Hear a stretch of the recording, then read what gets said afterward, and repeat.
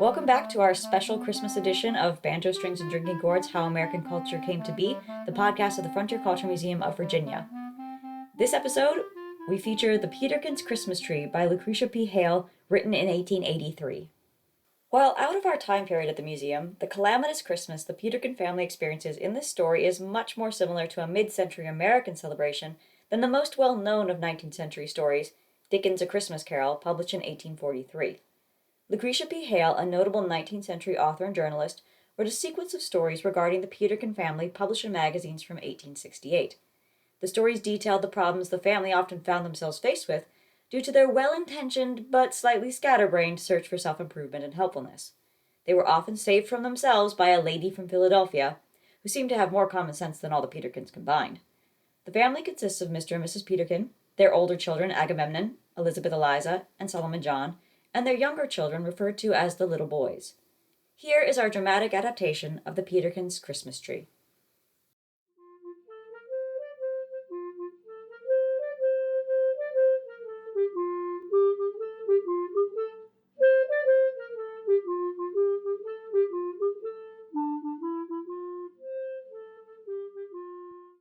Let this meeting of the Secret Christmas Committee begin. Now, as you know, I've been up to Mr. Brumwick's woodlot and have selected our tree. Agamemnon and Solomon John have both been down to see it, at dark and dawn respectively. Did you ladies catch sight of it when we drove past yesterday? Oh, yes. Good. I've had it cut down and stored in the Larkin's barn. However, there seems to be a slight problem. What is it, dear? I've measured the tree, and then I measured the back parlor, and I'm afraid the tree is too tall to stand up fully in the back parlor. Might it be set up slanting? Oh, dear me, no. That will make me dizzy, I'm sure. And the candles will drip. But what can be done? Oh, I've just had a brilliant idea. Why don't we simply have the ceiling of the parlor raised to make room for the top of the tree? It will need to be quite large. It must not be like a small box, or you could not see the tree. Yes, I should have the ceiling lifted all across the room. The effect would be finer. But my room is over the back parlor, Father, and I would have no floor while the alteration is going on, which would be very awkward. Besides, my room is not very high right now, and if the floor were raised, perhaps I could not walk in it upright. I don't propose altering the whole ceiling, but to lift up a ridge across the room of the back part where the tree is to stand. This will make a hump, to be sure, in Elizabeth Eliza's room, but it would go across the whole room. I would not mind that. Why, it would be like the cuddy thing that comes up on the deck of a ship that you sit against, only without the seasickness. I think I should like it for a rarity. I might use it as a divan. And it would come in the worn places of the carpet, which will be a convenience in making it over. But mightn't we have trouble keeping it secret? For it would be a long piece of work for a carpenter. Why don't we have the carpenter for a day or two for a number of other jobs? Oh, let him make all the chairs in the house of the same height.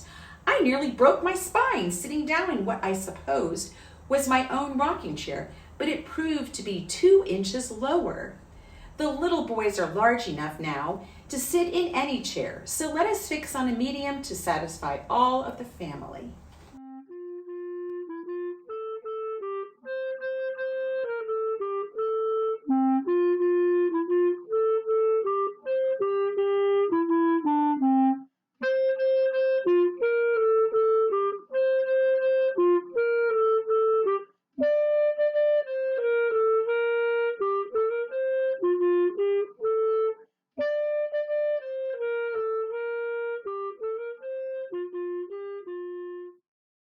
I'm afraid the carpenter insists that the tree could be cut off at the lower end to suit the height of the parlor. But I've already cut my carpet in preparation.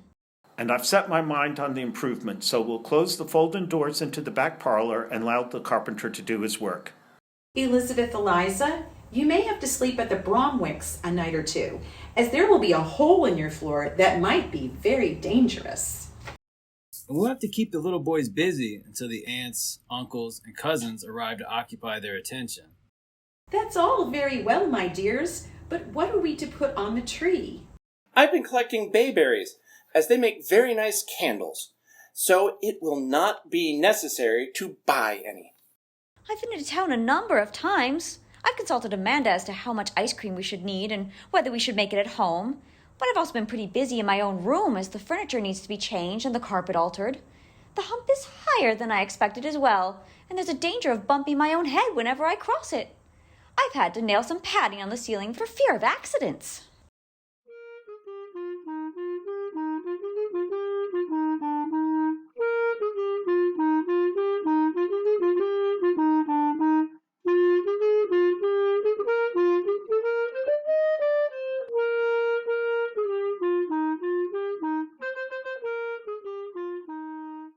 Well, the carpenters have done their work, and the tree is standing at its full height. Now, counsel, what have we to put upon it? Here are my candles, but they are very stringy and only a very few. It's strange how many bayberries it took to make a few candles.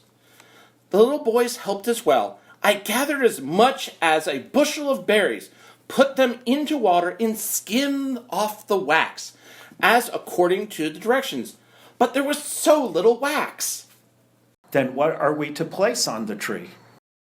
I gave the little boys some of the bits sawed off from the legs of the chairs. They covered them with gilt paper, which may answer for gilted apples.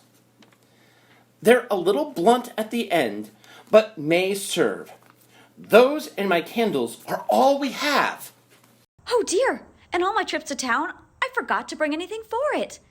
I thought of candies and sugar plums, but I concluded if we made caramels ourselves, we should not need them. But then, we have not made caramels. The fact is, that day my head was full of my carpet. I had bumped it pretty badly, too. I wish I had taken an apple tree. I saw an October full of red fruit instead of a fir tree. But the leaves would have fallen off by this time. And the apples, too! It is odd I should have forgotten. That day I went in on purpose to get the things. But I went from shop to shop and didn't know exactly what to get. I saw a great many gilt things for Christmas trees, but I knew the little boys were making the gilt apples. There were plenty of candles in the shops, but I knew Solomon John was making the candles. That's quite natural. Is it too late for us to go into town now? I can't go in the morning because of the Christmas dinner. I certainly can't be spared with our guests. Agamemnon and I would not know what to buy. Besides, we should want to try the candles tonight. Would the presents everyone has been preparing answer? They would be too heavy. There are plenty of trains coming out now, but none going in except the very last one. We could go, Eliza and I, but we should not have time to buy anything. Someone's house must be on fire. Elizabeth, Eliza, some of your purchases are here, I suppose. Here, take the box and hide it with the tree in the parlor. But I didn't purchase anything. It's addressed to you, Elizabeth Eliza. It's from the lady from Philadelphia.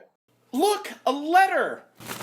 She says that gathering a hint from your letters that there was to be a Christmas tree and had filled this box with all that would be needed. Oh, let's open it. Look, every kind of gilt hanging thing from gilt pea pods to butterflies on springs. Shining flags and lanterns and birds in cages and nests with birds sitting on them. Baskets of fruit, gilt apples, and bunches of grapes. And look, children, a large box of candles and a box of Philadelphia bonbons. Quickly, let's hang them on the tree and put on the candles. It looks so well. Let us light the candles now and send to invite all the neighbors tonight and have the tree on Christmas Eve. And so it was that the Peterkins had their Christmas tree the day before, and on Christmas night could go and visit their neighbors.